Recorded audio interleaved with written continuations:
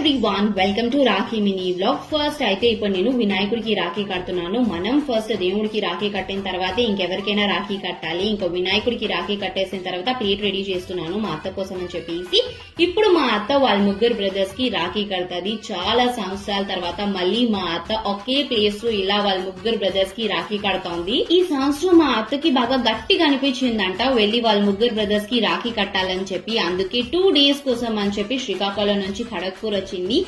And ఈ సంవత్సరం వాళ్ళ ముగ్గురు బ్రదర్స్ కి రాఖీ స్పెషల్ గా సిల్వర్ బ్రేస్లెట్ గిఫ్ట్ ఇచ్చింది. ఇలా ఫెస్టివల్ టైంలో ఫ్యామిలీ అందరం ఒక దగ్గర గ్యాదర్ అయ్యి మంచిగా ఫెస్టివల్స్ ని సెలబ్రేట్ చేసుకుంటే ఎంత బాగుంటది కదా. నాకైతే చాలా ఇష్టం. అండ్ ఈ సంవత్సరం మేమైతే మా రాఖీని చాలా అంటే చాలా బాగా సెలబ్రేట్ చేసుకున్నాము. ఆ తర్వాత ఇప్పుడు నేను మా అక్కకి రాఖీ కట్టా అండ్ మా అక్క నాకు రాఖీ కడుతుంది. చూడండి, దొరికిందే ఛాన్స్ అని చెప్పేసి నా చేత 2 సార్లు దండ పెట్టించేసుకుంటుంది. ఇంకో 2-3 బ్రదర్స్ కి నేను రాఖీ కడతాను. సో వాళ్ళు నాకు ఈ సంవత్సరం ఇచ్చిన గిఫ్ట్స్ అన్నమాట ఇవి.